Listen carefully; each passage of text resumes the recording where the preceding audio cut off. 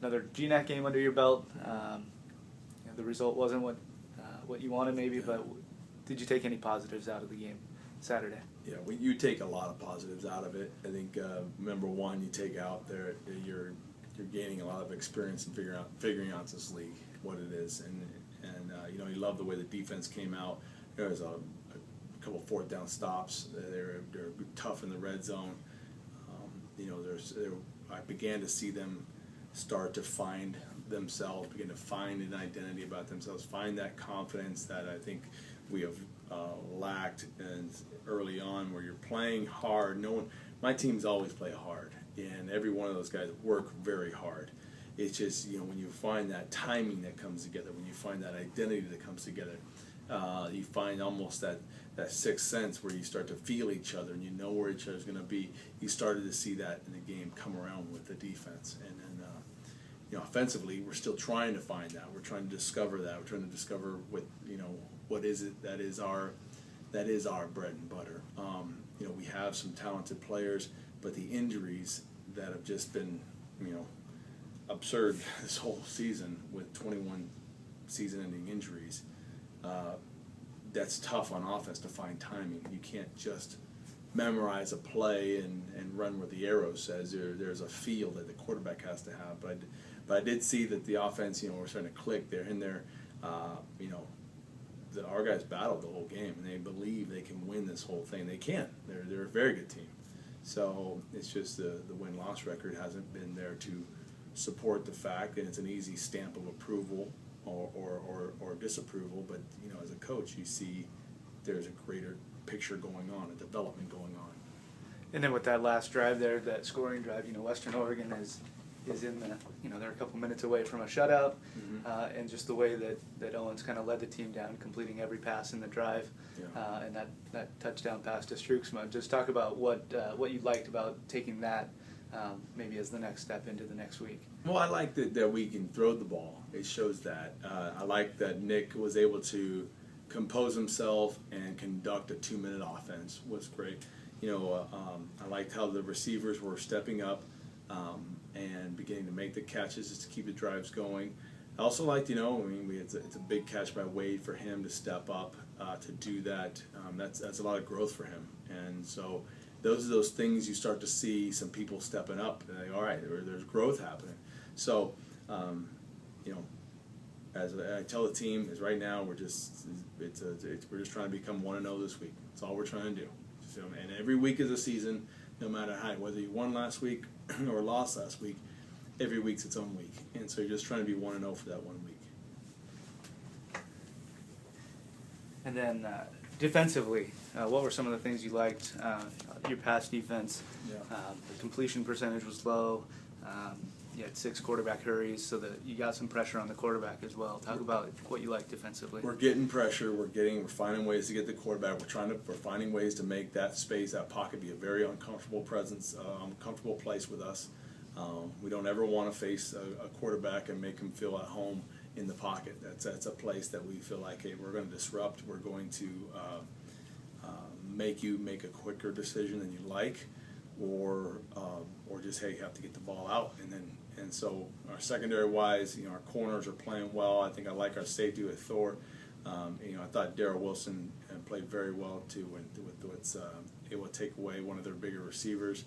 As far as Nick Grunsky playing the strong safety, he can run with him. He's starting to this is his first year starting, and so he's beginning to put together those lessons that need to be learned to say, okay, what does that savvy veteran player play like? And so Tyler Thornton, first year starting, doing the same thing. So with all said, I'm seeing that there's fruit starting to develop because they're figuring out what veterans do. We're figuring out what a seasoned team starts to do. And so as that starts to marinate now, you're starting to see it starting to arrive. And so I'm excited about who this group is. And they're great guys, man. I tell you what, I love this team. They're an amazing group of guys that every day, every moment I'm with them, it's like you're glad to be there with them. So you want 100% victories for them every time, but in the big picture, what I want them to is to see what it is with process, what it is to grow, what it is to discover yourself, and not back down from a challenge. And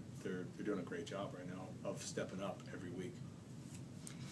And then talking about a challenge, we talked about the pass defense and getting pressure on the quarterback and how important that'll be this week against the conference's top passing offense. Yeah. Well, I mean, Trey Wheeler's a great quarterback. I mean, you're doing 70% completions over 300 yards a game. You're doing a great job. Coach Beck, their new offensive coordinator, he's brought a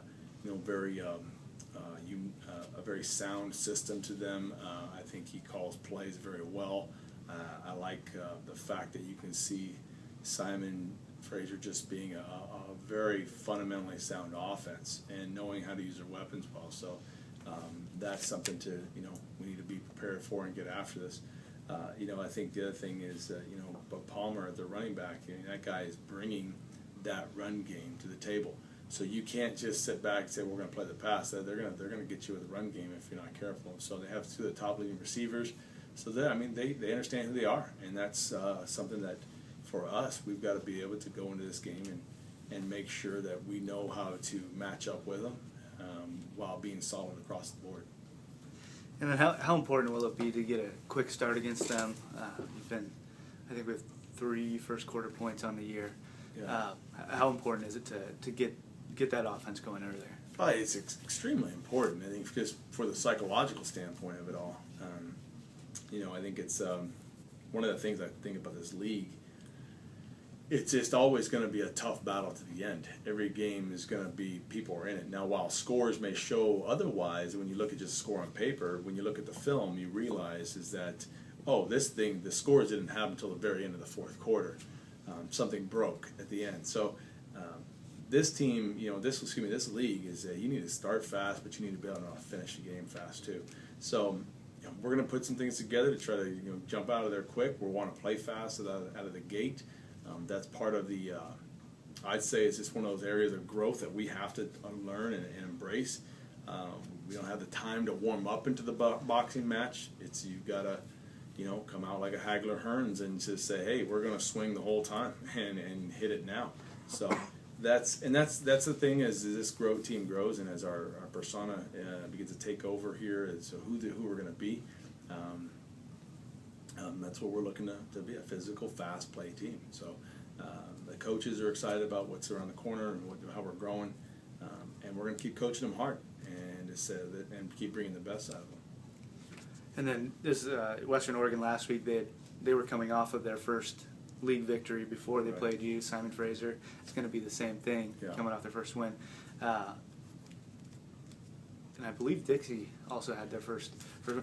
How much confidence does that first win give a team? How much tougher does that make a team? Well, we don't want that trend to continue for sure. So we like to.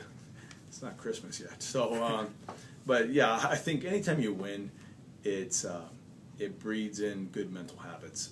When you lose, it could tend to breed bad mental habits. And so, in the truth lies in the middle.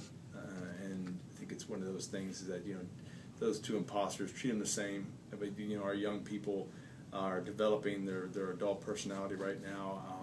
Everybody feels great when you're winning. When something doesn't quite go your way, you feel like it's going to be okay. And then it can be just equally obstructive the other way, that when you feel like something doesn't go your way and you happen to lose, you're like, oh no, what's going to happen? So anyhow, all to say is that you just focus on what's in front of you, and that's where we're trying to develop this mentally toughness, is that we know that every game's its own life, every game's its own season. And so what you do is you just try to make sure you keep that positive atmosphere. We have a lot of fun out there at practice, but also make sure you're harping on those things that are digging a hole for ourselves. When you stop them on fourth down and we come out and we have a false start right away, it's like those are the things that you're shooting yourself in the foot and you're making it harder on yourself. And there's no sense in doing that. We don't want to make it harder on ourselves. So that's the big difference between winning and losing in this league. And so in the past, you perhaps could just overcome it, and because talent-wise, we were probably the more talented group out there. Now, all things remain equal, if not lesser, when it comes to talent. And so, as we're developing into a Division II team, you begin to learn some lessons about, hey, this is where we need to go. But we're not stepping off the bus and dominating with talent dripping everywhere. We're a good team, but we're playing great team. We're playing other good teams that have great talent. So we need to make sure we're focusing on what we can do it well, and don't create this hole for ourselves that makes it with all your hard work and will. At some point, it's going to run out of time because we play you have a clock on us. So every opportunity you have to run an offensive play matters. Every chance you have to stop them matters. And that's why we love this game of college football. That's why I especially love this step up to Division II, because it really gets your competitive juices flowing and then tests you. And then the last thing, just you've faced all of the other GNAC teams before this season, before joining the conference. Simon Fraser is the one that you haven't seen.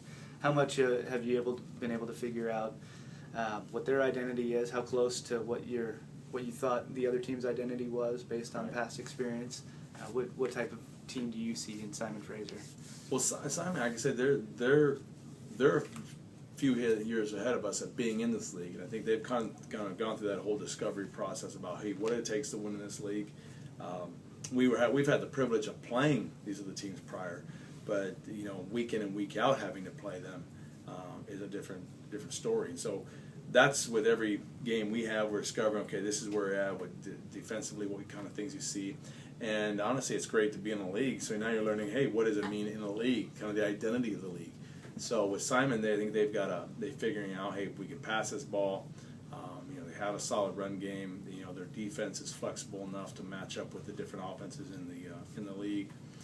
Coach Johnson, I think, runs a very good program, and so we are just finding out right now. Just when we've got another factor, just the injury factor, that you got to discover yourself on the fly. All of your best depth charts going into the game and going into the season, are there. I mean, we've put those in the trash bin quite a while ago. So now it's like, okay, who's the group we have this week that's healthy, that's available, and that, I think, honestly, that's part of it. Playing this Division II teams here week in and week out it's a more physical game, and so it's one of those things where you learn and you go. I'm excited though. It's great.